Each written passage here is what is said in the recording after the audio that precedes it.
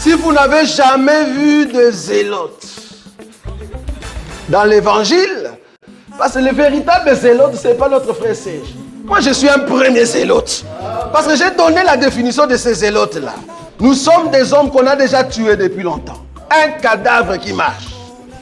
Parce qu'en réalité, nos vies sont cachées en Christ et Jésus ou dans le lieu céleste. Donc, si tu me touches, je suis un zélote. On n'a pas peur. Tendre Père, nous te disons merci pour ce matin. Seigneur, tu nous as fait grâce d'être comptés parmi les vivants. Nous te disons merci parce que nous bénéficions de ta bonté à toi. Nous te disons merci, Seigneur, parce que sans toi, nous nous sommes rendus compte que nous sommes rien. Yahweh, ce matin, nous avons quitté nos demeures, nous sommes venus ici parce que tu es le seul Dieu qui peut nous parler en ces moments. Nous avons nos problèmes, nous avons nos difficultés, mais une seule chose que je te demande, Seigneur, Yahweh, fait de sorte que tout ce que nous allons partager ici soit que pour ta seule gloire, parce que tu es notre Dieu. Nous te bénissons pour tout ce que tu vas faire, Seigneur, parce que tu es notre Dieu, dans le nom puissant de Jésus. Amen. Waouh, ça va pas être facile. On va prendre la Bible, s'il vous plaît. Alors, nous allons juste lire notre grand thème que nous sommes en train de partager. Alors, notre grand thème, je l'ai intitulé « Qui es-tu » Nous allons lire dans le livre de Jean, chapitre 1er, de 19 jusqu'à 25e verset, s'il vous plaît. Jean, chapitre 1er, de 19e à 25e verset, il est écrit ceci. Voici les témoignages de Jean. Ok, lorsque les Juifs envoyèrent de Jérusalem des sacrificateurs et des Lévites pour lui demander, toi, qui es-tu? Ok, merci papa, vous pouvez vous arrêter là. C'est là où j'avais dit que chacun de nous a un témoignage, n'est-ce pas? Par rapport à ce que je vais parler, à la fin, je poserai la question. Même si je ne pose pas la question, chacun de nous va comprendre. Essaie de t'examiner par rapport à ce que nous a dit. Moi, je suis où? Je suis qui? Mais maintenant, il y a une chose, comme je l'avais dit le vendredi. Regardez. Je vais parler sur les paraboles de la Bible. Je commence aujourd'hui, je vais parler sur les paraboles de la Bible. Mais maintenant, il y a une chose, le Seigneur l'appelle des mystères. Ok. Si le Seigneur l'appelle des mystères, nous allons lire, papa, allez-y s'il vous plaît. Nous allons lire Luc chapitre 8, verset 10, s'il vous plaît. Écoutez très bien. Or, les paraboles, ce sont des mystères cachés. Allez-y, papa. Luc chapitre 8. Luc chapitre 8, verset 10. Que dit la Bible? Luc chapitre 8, verset 10, il est écrit ceci. Il répondit, il vous a été donné de connaître les mystères du royaume de Dieu. Ok. Il vous a été donné de connaître les mystères du quoi? Du royaume, n'est-ce pas? Alors, merci papa. C'est quoi le mystère? En réalité, le mystère, c'est quelque chose qui est caché, scellé, verrouillé, et que personne ne peut l'ouvrir. Mais maintenant, le Seigneur dit que sa parole, c'est un mystère. Et nous, l'ensemble, qu'est-ce que nous allons faire? Tellement que nous prêchons l'évangile de Christ, nous devons aller là où il y a le mystère, chercher Christ, au lieu qu'il soit toujours caché, mais nous allons lui révéler. Amen. Voilà pourquoi nous disons dans cet évangile, nous prêchons l'évangile de Christ. L'évangile de Christ, le but, c'est d'aller chercher Christ dans les Écritures, là où il est caché. Et lorsque nous allons chercher Christ, lorsque nous allons lui trouver, en ce moment-là, nous allons lui glorifier. Voilà pourquoi nous ne prêchons pas que des démons, nous ne prêchons pas je ne sais pas quoi, mais nous prêchons Christ parce que tout notre enseignement est christocentrique. Donc, comprenez maintenant, quand on parle des paraboles, on peut parler de mystères. Ma Bible est version Louis II. Louis II l'appelle des paraboles. Mais lorsqu'on va marquer, vous allez comprendre, on les appelle aussi des mystères. Je ne sais pas si je me suis fait comprendre. Voilà, papa, maintenant nous allons lire Luc chapitre 8 à partir du 4 jusqu'au 10e verset. Je commence mon enseignement. Première parabole aujourd'hui. À la fin, nous allons nous poser des questions. Qui es-tu? Dites-nous qui tu es afin que nous donnons une réponse à ceux qui nous ont envoyés. Allez-y, papa. Luc chapitre 8 à partir du 4 verset, il est écrit ceci. Une grande foule s'était assemblée et des gens... Écoutez bien, allez-y. Une grande foule s'était assemblée et des gens étaient venus de diverses villes auprès de lui. Il dit cette parabole. Un sémère sortit pour s'aimer. Un sémère est sorti pour s'aimer sa semence. Comme il s'aimait, une partie de la semence tomba le long du chemin. Elle fut foulée aux pieds et les oiseaux du ciel la mangèrent. Une autre partie tomba sur les rocs. Quand elle fut levée, elle sécha parce qu'elle n'avait point d'humidité. Une autre partie tomba au milieu des épines. Les épines crues avec elle et l'étouffaient. Une autre partie tomba dans la pontaire. Quand elle fut levée, elle donna du fruit au centuple. Après avoir ainsi parlé, Jésus dit à haute voix que celui qui a des oreilles pour entendre, entende. Parole du Seigneur. Pour le moment, nous allons nous arrêter là, s'il vous plaît. Merci, papa. Mettez-vous. Alors, suivez-moi maintenant très bien l'Assemblée du Seigneur. Waouh, je sens que ça va être difficile. Oh là là. Que le Seigneur m'aide vraiment. Je sens que ça, c'est déjà prêt à tomber. Alors, le problème, c'est quoi? Nous allons comprendre, la Bible nous parle de sémère qui est sorti pour faire quoi? Pour s'aimer. Je me suis posé la question, quand est-ce que ce sémère est sorti?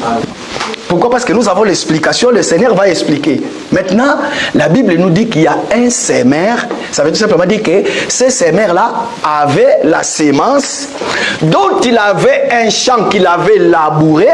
Maintenant, il va sortir pour aller s'aimer dans son champ. Est-ce que quelqu'un peut s'aimer là où il n'a pas labouré la terre? Or que pour s'aimer, tu dois avoir quelque part là où tu as labouré. C'est comme nous au pays. Moi, je suis du Congo central. Nos mamans ont l'habitude de mettre ce qu'on appelle un pidi. Derrière, avec sa hache, il part aux forêts. Pourquoi? Parce que c'est la saison des arachides. Il va aller labourer la terre. Et puis, les jours suivants, il sort de chez lui. Donc, lui, il est le sémère avec la sémence. Il va aller maintenant à la destination là où il a labouré la terre. Maintenant, regardez ce qui va arriver. Le sémère, quand il sort chez lui, il sort déjà à quelle heure? Le sémère, c'est la personne de notre Seigneur Jésus-Christ, qui était sorti pour aller labourer. Et c'est quoi la sémence? La sémence, c'est la parole. Il va s'aimer la parole. Or, que le sémère va s'aimer cette parole où? La première place que le sémère a s'aimé cette parole, c'était dans le jardin d'Éden. Lorsque le sémère a pris sa parole, il a parlé, que les arbres puissent sortir du sol. Les arbres ont fait quoi? Les arbres sont sortis du sol. Pourquoi? Parce que c'était dans son champ lui-même qu'il avait labouré. Dans la ville d'Éden, le champ, dans la ville d'Éden, il y a un jardin qu'on appelle le jardin d'Éden, qui est aujourd'hui l'église. Le Seigneur n'a pas voulu donner le nom du jardin. Il dit seulement que dans la ville d'Éden, il y avait un champ. Ok, aujourd'hui, nous connaissons cet champ-là, s'appelle l'église du Seigneur. Et qu'est-ce qu'il a fait? Il a labouré et il a mis sa sémence. La sémence a fait quoi? Ça a poussé. Maintenant, le sémère va sortir. Le sémère sort depuis quand? Papa, allez-y, Jérémie chapitre 44, verset 4. Et puis, son frère Jimel, c'est Jérémie 25, verset 4. Allez-y, papa. Écoutez, quand est-ce que le sémère est sorti? Jérémie chapitre 44, verset 4. Allez-y. Je vous ai envoyé tous mes serviteurs, les prophètes. Ok. Je les ai envoyés dès le matin. Je dis, ne faites pas ces abominations que je hais. Allez-y, Jérémie chapitre 25, verset 4, encore.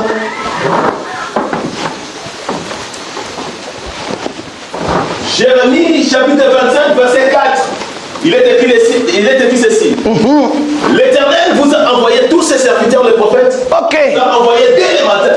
Et vous n'avez pas écouté, vous n'avez pas prêté l'oreille pour faut écouter. Merci papa. Donc ça veut dire que les semeurs étaient sortis depuis le matin. Le Seigneur Jésus était sorti depuis le matin pour aller s'aimer dans son champ. Mais or que, comme nous disons, le Christ est un mystère dans la Bible. Pour trouver Christ, il faut lui chercher. Voilà pourquoi nous allons sonder les Écritures pour chercher. Mais il est où? Toute personne qui a croisé un prophète sur son chemin, c'était la personne de notre Seigneur Jésus-Christ. Mais il était caché dans la personne. Pourquoi? Parce que 1 Pierre, chapitre 1er, verset 10, la Bible dit que tous les prophètes qui étaient venus, c'était l'esprit de Christ qui agissait en eux, n'est-ce pas? Donc c'est par là que nous comprenons, lorsqu'un prophète se met debout, il est en train de parler, c'était Christ qui a sorti depuis les matins. Parce que c'était l'alliance du matin. Amen. Christ est sorti pour aller s'aimer. Il a s'aimé maintenant. Quand est-ce qu'il a fait tomber le sémence? Papa, allez-y la passage qui suit. Verset 6, s'il vous plaît. Non. Luc. Écoutez. Donc, recommencez à partir du verset 5, s'il vous plaît. Lisez. Ça va être chaud, hein? Luc chapitre 8, verset 5, il est écrit ceci. Ok. Un semeur sorti pour semer sa semence. Comme il semait, une partie de la semence tomba le long du chemin. Merci papa. Quand maintenant regarde, il avait un champ, il est sorti pour aller s'aimer, mais quand il partait dans la destination, il y a les semences qui sont tombées par terre. Est-ce que vous êtes d'accord avec moi, quand le semeur sort, il va s'aimer dans le champ où il a labouré? Est-ce que vous êtes d'accord? Et maintenant, la semence qui tombe tout au long du chemin n'est pas la volonté du semeur. Ça veut tout simplement dire, soit la corbeille là où il y a les semences, il y a un trou, ou il y a quoi que ce soit. Voilà pourquoi il y a d'autres semences qui sortent sur qui descendent, qui tombent sur le chemin. Mais or que le semeur lui-même, il avait un champ où il avait préparé là où le semence doit tomber. Allez-y papa, la phrase qui suit.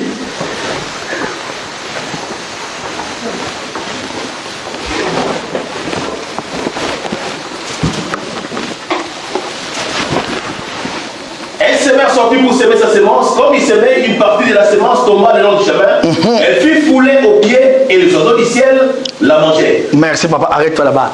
Maintenant regarde, lorsque la semence tombe tout au long du chemin, et qu'est-ce qui arrive? Il y a d'autres gens qui vont marcher dessus. Pourquoi? Parce qu'en marchant dessus, qu'est-ce qu'ils vont faire? Ils vont écraser la semence. Donc la semence va souffrir la douleur de l'écrasement. Or que la semence, c'est la personne de notre Seigneur, hein, Jésus. Regarde maintenant, qui sont les gens qui vont écraser la semence? Ces gens vont écraser la semence tout simplement sans les savoir qu'ils sont en train de précipiter la mort du Seigneur Jésus jusqu'à la croix. Voilà pourquoi la semence n'a pas pris forme par rapport au chemin, parce que cet chemin-là n'était pas destiné à eux. Amen. Vous n'avez pas compris. Amen. Vous n'avez pas compris. Amen. Parce que si ces gens-là, sur leur chemin, ils ont remarqué que ça c'est la semence, qu'est-ce qu'ils allaient faire? Ils allaient prendre cette semence-là et la mener dans le champ qui était prévu. Mais comme ils ont marché sur la semence, ils ont marché sur le Seigneur Jésus-Christ. Est-ce que je me suis fait comprendre? C'est ça l'évangile, maman Nicole. C'est ça l'évangile. Pourquoi? Parce que moi, le semeur, j'ai un endroit. Et quand c'est tombé, je suis parti. Mais maintenant, il faut quelqu'un qui connaît ces semences-là. Lorsqu'il va passer sur le chemin, quand ils verront ces semences-là, il va reconnaître. Regarde, qui c'est qui a reconnu cette semence-là sur son chemin?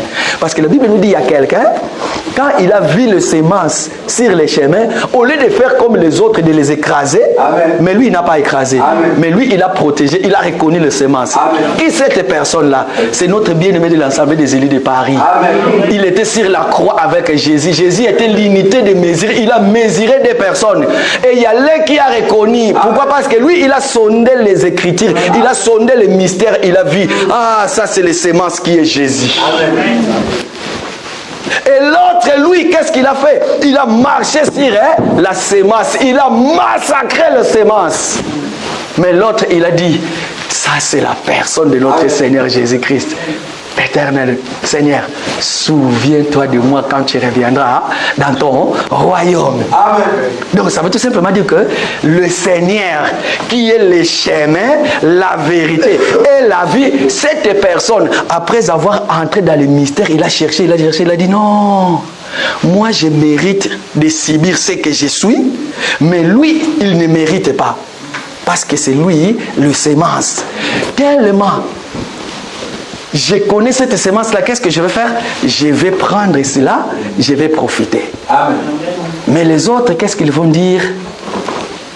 Je ne connais pas cette sémence-là. D'ailleurs, qu'est-ce que je vais faire? Je vais marcher là-dessus. Toi qui marches sur le sémence, qui es-tu?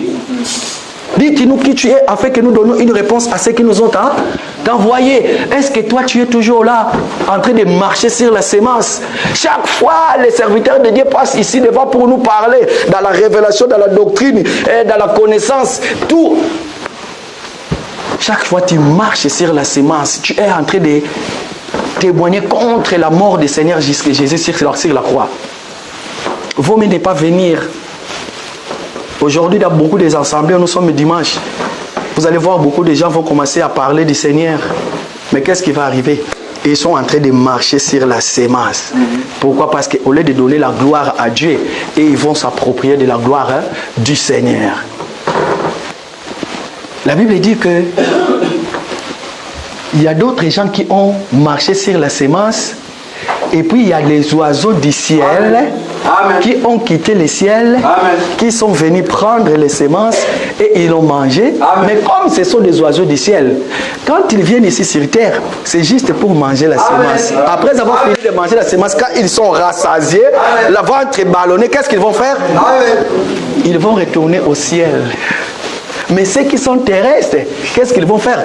Ils vont marcher sur la sémence. Mais nous, nous allons descendre, nous allons manger la sémence. Après avoir mangé la sémence, nous allons faire quoi? Nous allons remonter. Sachez-le que l'église, c'est l'église non terrestre, mais l'église est l'église céleste. Nous sommes Israël céleste. Amen. Amen. C'est Israël terrestre qui a foulé la grâce aux pieds. Parce qu'ils n'en avaient pas besoin. Pour eux, ils ont cherché dans les Écritures, ils n'ont pas trouvé. Il y a un verset en bas, je précipite déjà, qui dit: vous avez les yeux pour voir, mais vous ne voyez pas. Vous avez les oreilles pour entendre, mais vous n'écoutez pas. Le Seigneur a endurci leur cœur pour qu'ils ne comprennent pas. Papa, allez-y, lisez ce qui suit. Je souffre. Verset 6, il est écrit ceci. Une autre partie tomba sur le roc. Quand elle fut levée, elle s'échappe parce qu'elle n'avait point d'humilité. Une autre partie tomba sur les rocs. Et puis il fait quoi? Mais vous êtes les semences, vous êtes tombés sur les rocs. Normalement, quand la semence tombe sur les rocs, le but des rocs, les rocs n'est que des grosses pierres pour construire un édifice. Quand le semence tombe, mais il faut que ça aide pour construire l'édifice, n'est-ce pas? Regarde. Une autre partie tomba où sur les rocs. Bibliquement parlant, c'est quoi les rocs? Souvenez-vous. Le Seigneur dit que toi tu es pierre et moi je vous dis que sur les rocs, sur les pétros que je bâtirai mon église et que les portes du séjour de mort ne peut rien contrer.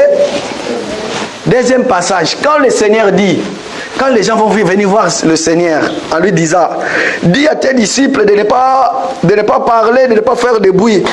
Le Seigneur va dire: je souffre, comprenez-moi. Le Seigneur va dire, si ces gens c'était les pierres, s'élèveront. Maintenant, quand le semence tombe sur les pierres, pourquoi ça doit être séché? Toi, tu es une pierre. La Bible nous dit qu'en Israël, lorsqu'on construisait les temples, on ramenait, excusez-moi, d'habitude, je suis comme ça quand je prêche, je ne donne pas beaucoup de témoins. Hein?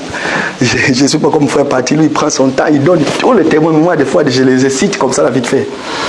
on amenait les pierres dans les carrières pour tailler cela. Hein? Et là où on taillait les pierres pour construire les temples, on ne faisait pas de bruit. Je crois que c'est dans les livres des chroniques, hein, frère Guigui. Dans les livres des chroniques, c'est là où on en parle. Et chaque pierre qu'on taillait, dès que les pierres est bien taillées, on l'amenait pour construire les temples. Qu'est-ce qu'on faisait? On prenait la pierre, on les posait directement à sa place. Et puis c'était très bien. Mais quand il mettait à sa place, c'était juste une seule pierre qui marquait. Cette pierre-là qui manquait, c'était la pierre qu'on appelle. Est-ce que vous pouvez acclamer pour vous-même, s'il vous plaît? Parce que toutes les pierres ont été taillées dans les carrières. Il manquait seulement une pierre. Ok. Donc nous disons que la sémence qui était tombée sur les cailloux, sur les rocs, sur les pierres, ces pierres-là n'étaient pas taillées. Voilà pourquoi ces pierres-là ont étouffé la sémence. Église du Seigneur, êtes-vous de ces pierres-là qui étouffent la sémence? Parce que vous ne pouvez pas recevoir la sémence. D'ailleurs, vous gardez votre forme, vous gardez votre position. À chaque fois qu'on vous prêche la parole, qu'on dit tous de vous, mais vous ne voulez pas écouter, vous ne voulez pas changer parce que vous êtes déjà des pierres qui ont pris la forme mondaine. Vous ne voulez plus qu'on vous amène aux carrières pour que vous soyez taillés. Or que lorsqu'on est en train de tailler une pierre, la pierre doit souffrir. Il y a la souffrance lorsqu'on est en train de tailler la pierre. Amen. Lorsque tu reçois le Seigneur comme ton Seigneur et Sauveur, tu commences la marche de l'église. Il n'y a pas que la joie. Il y a des difficultés. Le Seigneur dit, vous aurez des tribulations et des tribulations. Mais prenez courage car moi, Christ, j'ai vaincu le monde. Si lui-même, le Seigneur, il est passé par là. Et à combien plus forte raison que nous. Mais aujourd'hui, le semeur est déjà sorti. Il est en train de parler. La sémence tombe. Normalement, la sémence qui n'a pas été destinée à tomber sur le chemin. Si la sémence tombe sur ton chemin, saisis cette opportunité. Prends-la, garde-la, c'est pour toi. Et glorifie le Seigneur. Allez-y, papa. La société est écrit ceci. Une autre partie tomba au milieu des épines. Les épines crurent avec elle et le bouffaient. Écoutez, une autre partie va tomber sur les épines. Or, quelles sont les épines? Est-ce qu'on peut avoir les épines sans un arbre puisse pousser pour créer les épines? Les épines, ça peut provenir de quelque chose qu'on a planté quelque part et quand ça pousse, du coup il y a les épines qui poussent. Mais maintenant regardez. Or que les épines, quand tu marches, tu arrives quelque part là où il y a les épines, quand tu écrases l'épine, vous savez la douleur, qu'est-ce que ça fait? Ça veut tout simplement dire que l'épine c'est quelque chose de dangereux.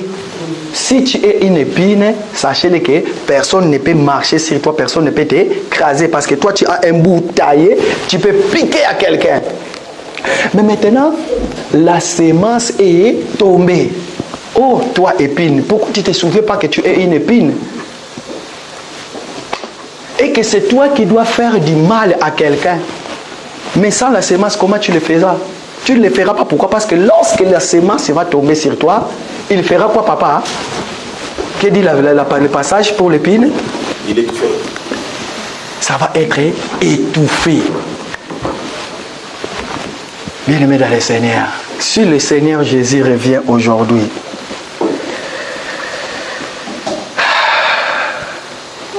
que dis-tu de toi-même?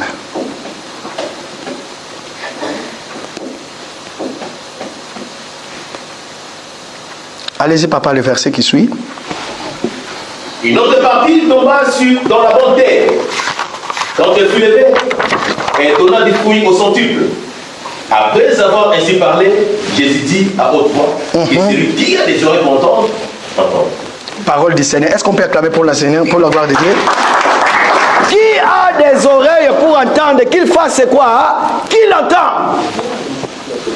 Pourquoi? Parce qu'aujourd'hui, le Seigneur avait son champ pour aller s'aimer. Et que pendant la marche sur la terre, il a envoyé les prophètes dès le matin qui sont sortis avec la parole. Ils ont commencé à s'aimer. Ils ont commencé à s'aimer, mais qu'est-ce qui est arrivé? Toi, tu as écouté la parole.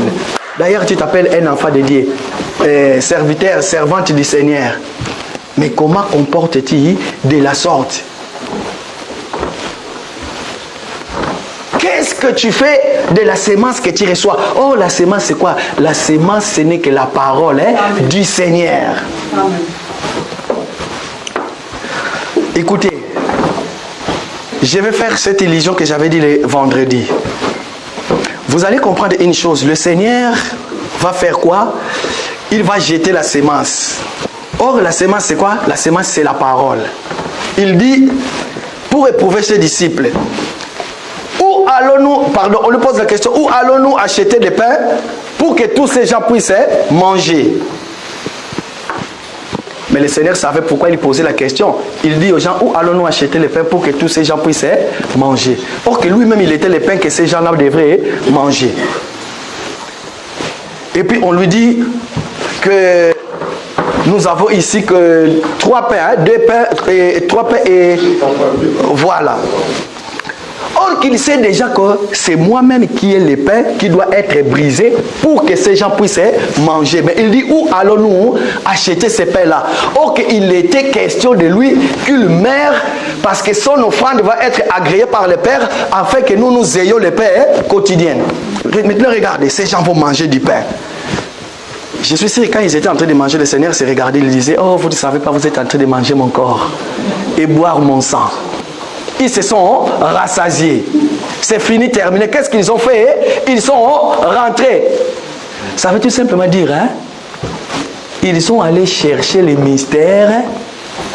Ils ne l'ont pas trouvé.